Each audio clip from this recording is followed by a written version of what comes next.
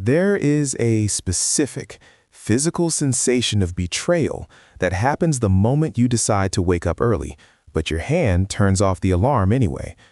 You aren't asleep. You are fully conscious. You watch yourself hit snooze from a third-person perspective, screaming internally to get up, while your body simply refuses to move. This is not a lack of motivation. It is a mutiny. Most of us live our entire lives under the impression that we are in charge of our own consciousness, yet we spend decades negotiating with a subordinate that rarely listens. You decide to focus, and your mind decides to scroll. You decide to stay calm, and your mind decides to panic. You decide to eat healthy, and your mind drives you to the drive-thru. We call this weakness or lack of willpower, but those are just labels that describe the symptom, not the cause. The cause is much more unsettling. In the 17th century, the samurai Miyamoto Musashi identified this internal treason.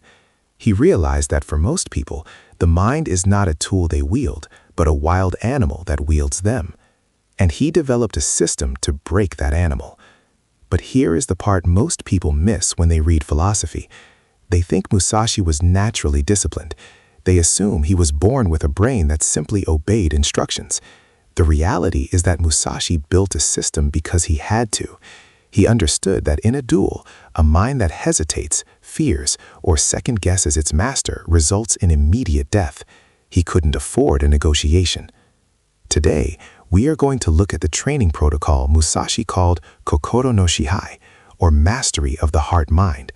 This is not about motivation. Motivation is a feeling. This is about chain of command. To understand how this works, we have to look at a modern example. Let's talk about a man named David. David was a 35-year-old software engineer. On paper, he was intelligent, capable, and successful. Internally, he was a slave. His life was a series of broken contracts with himself. Every evening, David would draft a perfect plan for the next day. He would wake up at 6 a.m., he would work on his side business before his actual job. He would read instead of watching Netflix. And every morning, the mutiny began. The alarm would ring, and David's mind would present a counterargument. Just 10 more minutes. You worked hard yesterday. Sleep is important for health. These sounded like logical reasons, but they were lies designed to maintain comfort. David would obey the voice. He would sleep until 8:30, rush to work, stress out, and then numb himself with social media in the evening, promising that tomorrow would be different. This cycle is dangerous because it feels temporary. You always think, I'll get it together next week. But David had been saying that for 10 years. The breaking point didn't come during a tragedy. It came on a mundane Tuesday. David had set his alarm for a workout with total conviction. When it rang, he experienced that observer phenomenon.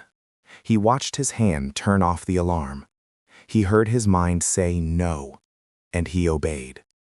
He lay there in the dark, awake, realizing something terrifying. I am not in control of this vessel. My mind is giving the orders, and I am just the passenger. This is where the risk quietly increases for all of us. When you obey a disobedient mind often enough, the neural pathways of submission become concrete. You are literally training your brain to ignore you. Desperate, David started searching for answers. He didn't want productivity hacks. He wanted to know how to stop the internal rebellion. He found a translation of Musashi's The Book of Five Rings, specifically the sections on mental formatting. He read a line that stopped him cold. The undisciplined mind is like a wild horse. It will throw you, injure you, and never take you where you want to go. The trained mind is like a war horse. It goes where you direct, stops when you command, and responds instantly to your will. David realized he didn't have a broken mind. He had a feral one.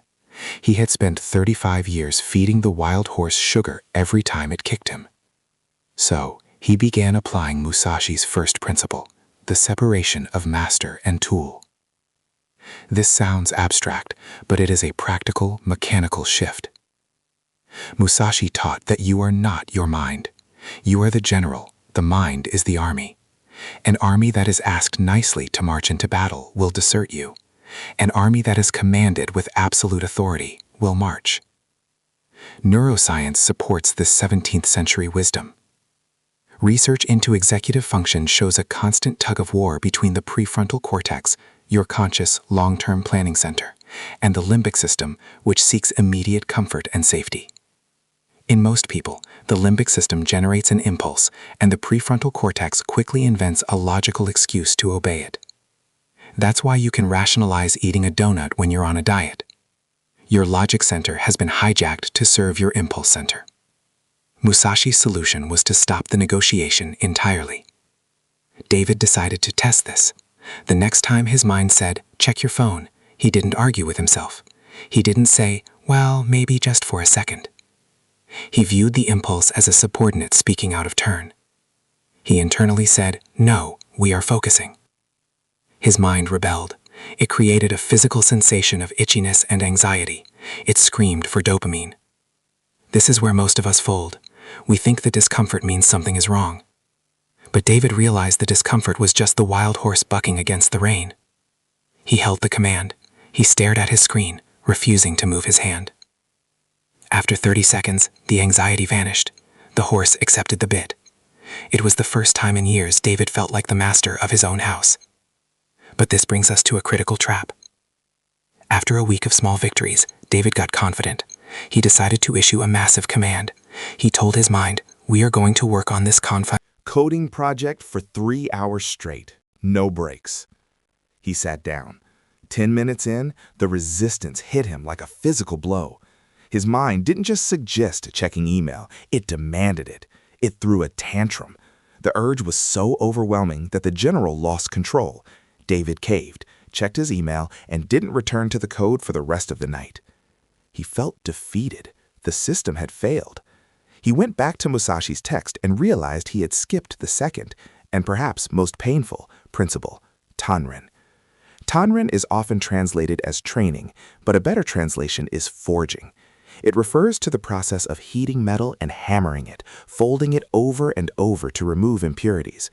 You cannot take a cold bar of iron and shape it into a sword. It will break. And you cannot take an untrained mind and force it into a marathon of focus. It will snap. Musashi wrote that you must heat the mind with difficulty and hammer it with discipline, but you must do it progressively. David had tried to command a wild horse to ride into battle before he had even taught it to walk in a circle. He was issuing level 10 commands to a level 1 mind. This is where the advice sounds right, but can still be dangerous if applied incorrectly. We assume discipline means forcing yourself to do the hardest thing possible immediately, but that usually leads to burnout and relapse. True Tanren is about progressive overload. David changed his strategy. He stopped trying to force 3-hour work sessions. He started with a command so small it seemed ridiculous. Sit in this chair for 5 minutes. Do not move. His mind laughed at him. This is boring, it said. This is a waste of time. 5 minutes, David commanded. Because the duration was short, he could win the wrestling match. He held the line. When the 5 minutes were up, he got up. He had won. He had successfully hammered the metal once. The next day, he commanded 10 minutes. His mind resisted, complaining about the boredom. David held the command. 10 minutes passed. Victory. This seems trivial, but what David was doing and what Musashi advocated was building the obedience reflex. He was teaching his limbic system a new law of physics. When the conscious mind speaks, reality adjusts. A Harvard researcher studying self-regulation found that self-control operates exactly like a skeletal muscle. If you try to lift 500 pounds on your first day at the gym, you will tear a pectoral and never come back. But if you lift manageable weights and slowly increase the load, the muscle fibers tear and repair thicker, stronger, and more capable. David spent a month doing this. He ignored the outcome of his work and focused entirely on the obedience of his mind. By week 4, he could command his mind to focus for 90 minutes, and the resistance was barely a whisper. The horse was being broken. But as David's capacity grew, he encountered a sneakier form of sabotage. He was disciplined with his work, but his diet was a disaster. He would command himself, "No sugar today," and he would mean it. But at 3 p.m., the fatigue would set in, and his mind would whisper, "You've been so productive. One cookie won't hurt. You deserve a reward." And because the cookie was sitting right there in the kitchen cabinet, the path to disobedience was short and easy. David realized that relying on willpower alone is a strategy for amateurs. Musashi didn't just rely on his internal strength, he manipulated the battlefield. This led David to the third principle, one that requires you to be ruthless with your own environment. Musashi called it setkan, effectively cutting off the escape route. In feudal Japan, a general might burn the bridges behind his army or smash their cooking pots. If the soldiers knew there was no way to retreat and no food to go back to, they fought with a desperate, absolute ferocity. They didn't need motivation because they had no other choice. David looked at his life and realized he had left all the escape routes open. He was trying to use willpower to resist the cookies, but the cookies were right there. He was trying to wake up early, but his phone was right next to his bed, making it easy to hit snooze. He was fighting a war on a battlefield designed for his defeat. So, he applied setkan. He didn't just try harder to avoid the sugar. He took a garbage bag, went to his kitchen, and threw every piece of junk food into the outside dumpster. Now, if his mind said, "I want a cookie," the path to execution wasn't walk to the kitchen. It was get dressed, find keys, drive to the store, buy cookies, drive back. The friction was too high. The escape route was cut. His mind calculated the effort, realized it wasn't worth it, and obeyed the original command to stay clean. He applied this to his mornings. He moved his alarm clock to the hallway outside his bedroom. To turn it off, he had to physically leave his warm bed and walk across cold tiles. By the time he reached the alarm, he was awake. The retreat to sleep had been cut off. This is not about being strong. It is about being smart enough to know you will be weak. But even with the escapes cut off and the muscle strengthening, David noticed a lag, a dangerous delay. He would decide to get up, and he would eventually get up, but only after 5 minutes of lying there. He would decide to start working, but he would shuffle papers for 10 minutes first. He was obeying, but on a delay. In the world of the samurai, a delay between decision and action is fatal. If you decide to strike, you must strike in that millisecond. If you think about striking, then pause, then strike, you are already dead. This introduced the fourth principle, sokushin, immediate obedience. The goal wasn't just to do the thing. The goal was to eliminate the gap between the thought and the action. That gap is where the excuses live. That gap is where the negotiation tries to restart. David instituted a new rule, the 3-second law. If he gave a command, stand up, he had to be on his feet before he could count to 3. If he failed, if he hesitated, he punished the failure. He would force himself to sit down and stand up 10 times in a row immediately. He was teaching his nervous system that delay equals pain. The first few days were exhausting. His mind hated the urgency. It wanted to linger. It wanted to transition slowly. But David was relentless. Phone rings. Answer. Idea to work. Open laptop. Time to leave. Walk out the door. He began to move with a kind of robotic efficiency that unnerved his friends. They asked him, "Don't you ever just want to chill?" "I am chilling," he told them. "I'm actually more relaxed than I've ever been." And he was right. This is the paradox of control. When you spend all day negotiating with yourself, should I do this? Maybe later. I feel guilty. I'll do it in 5 minutes. You are in a state of constant low-level stress. Your brain is burning energy on a debate that never ends. When you eliminate the gap, you eliminate the debate. You decide, you act, and you are free. David was evolving. He was no longer the man who hit snooze. He was becoming a force of nature. But there was one final, subtle level of mastery he hadn't reached yet. It is the level where the war ends completely. Because up until now, David was still fighting. He was winning, but it was a struggle. Part of him wanted to be lazy, and part of him wanted to be great. And the great part was simply beating the lazy part into submission every day. Musashi's final teaching, Ishin, or one mind, explains that true mastery isn't about winning the civil war inside your head. It's about ending it. It requires a fundamental restructuring of what you value, so that the lazy part of you no longer has a voice because it has been outvoted by something you care about more. But to reach this state, David had to confront the lies he had been telling himself about who he really was. He had to look in the mirror and dismantle his own identity. This is where the transformation stops being about productivity and starts being about the soul. David realized that his internal war wasn't happening because he was broken. It was happening because he was divided. He was trying to be two people at once. One part of him wanted to be an elite software engineer who woke up at 5 a.m. The other part of him wanted to be a comfortable guy who stayed up late watching movies. And because he hadn't decided which version of himself was the boss, every single decision became a negotiation between equals. This is exactly what Musashi meant by Ishin, or one mind. A mind divided against itself cannot be commanded. If your desire for comfort has the same voting power as your desire for mastery, you will live in a state of permanent anxiety. David sat down one evening and did something that felt almost religious. He wrote down a hierarchy of values. This wasn't a wish list, it was a constitution. Growth is higher than comfort.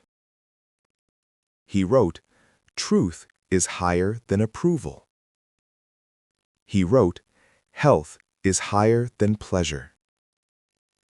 He memorized these not as preferences, but as laws.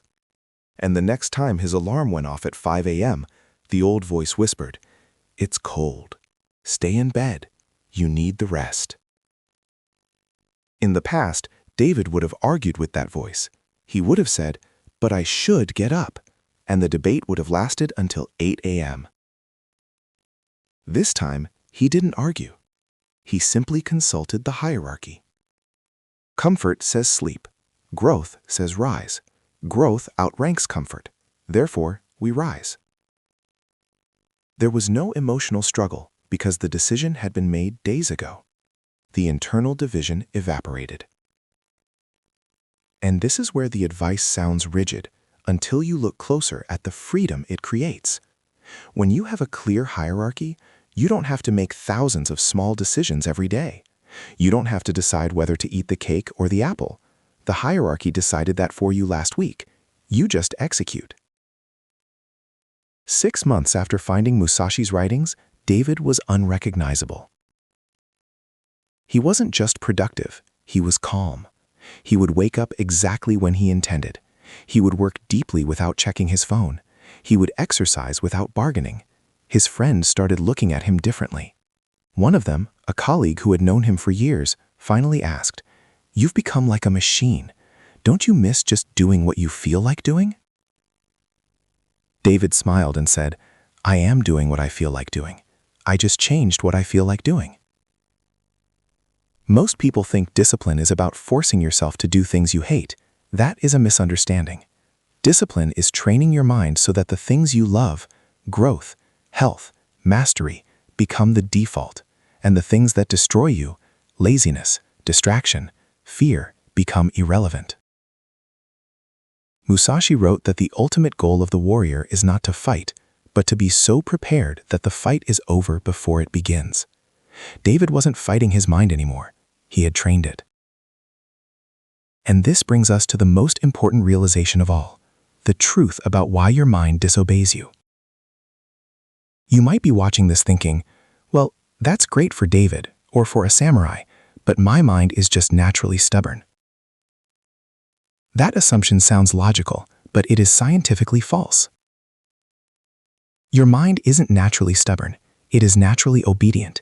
It is simply obeying the training you have given it for the last 20 years. Every time you set an alarm and hit snooze, you are conducting a training session. You are teaching your brain, when the conscious mind gives a command, it is optional. You can override it with feelings. If you do that 5,000 times, you will become a master of disobedience. You will have a black belt in procrastination. Your mind is functioning perfectly. It is executing the program you wrote for it. Musashi didn't have a magical brain. He just never missed a training session.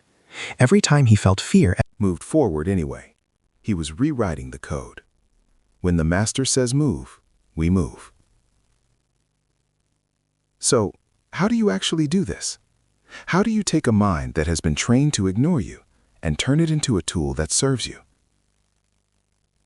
You don't need a sword, and you don't need a monastery. You need a protocol. Based on Musashi's 5 principles, Here is the path forward. Month 1 is about identity. You must stop identifying with your thoughts. You are the observer. The thoughts are just weather. When a distraction arises, don't say, "I want to check my phone." Say, "My mind is suggesting a distraction." Label it. Separate yourself from it. Establish the master and tool relationship. Start with tiny commands. Sit still. Don't scratch that itch for 10 seconds. Look at this wall. Prove to your limbic system that you are the one in charge. Month 2 is about progressive forging. Do not try to change your entire life overnight. That is a trap. Pick one area. Maybe it's your morning routine. Apply Tonren. Start small. Wake up 10 minutes earlier, not 2 hours. Do 10 push-ups, not 50. But do them with absolute precision. If you say you will do 10, do not do 9. Do not do 11. Do exactly what you commanded. Teach your mind that your word is law. Month 3 is about environmental design. Stop trusting your willpower. It is a finite resource, and it will fail you when you are tired. Apply second. If you want to stop scrolling at night, buy a physical alarm clock and leave your phone in the kitchen. If you want to eat better, throw away the junk food. Cut off the retreat. Make the bad behavior difficult and the good behavior easy. Month 4 is about speed. Introduce the no-gap rule. Sokushin. When you decide to do something, move your body within 3 seconds. Do not let the negotiation start. If you hesitate, penalize yourself. Do 10 squats. Reset. Try again. You are closing the window where doubt can enter. And finally, month 5 is about unity. Ishin. Sit down and write your constitution. What do you actually value? Is it comfort or is it progress? Is it feeling good now or being proud later? You have to choose. You cannot have both. Once you choose, the internal debate ends. Research suggests that it takes about 66 days to form a new habit, but it takes much longer to forge a new identity. This is a long game. Musashi lived this way for 50 years. His final work, written weeks before his death, contains a line that sums up the entire philosophy: "I regret nothing." Think about the power of that sentence. I regret nothing. Regret comes from knowing you should have done one thing, but you did another. It comes from the gap between your intention and your action. It comes from a disobedient mind. When your mind obeys you, that gap disappears. You decide, you act, and you live exactly the life you intended to live. There is no room for regret because there was no hesitation. You have spent enough time negotiating with a subordinate. You have spent enough years apologizing to yourself for things you didn't do. The training doesn't start tomorrow. It starts the moment this video ends. The next time you have a thought, to close a tab, to stand up, to drink water, treat it as a command. Enforce it. Watch your mind try to argue, and then, with the calm authority of a master, make it obey. This is how you train your mind, not with a shout, but with a whisper that is never, ever ignored. If you are ready to stop fighting yourself and start commanding your potential, subscribe to the channel. And in the comments, I want you to write one simple thing: I am the master. Because the first step to controlling your mind is reminding it who is in charge. Thank you for watching. Now, go train.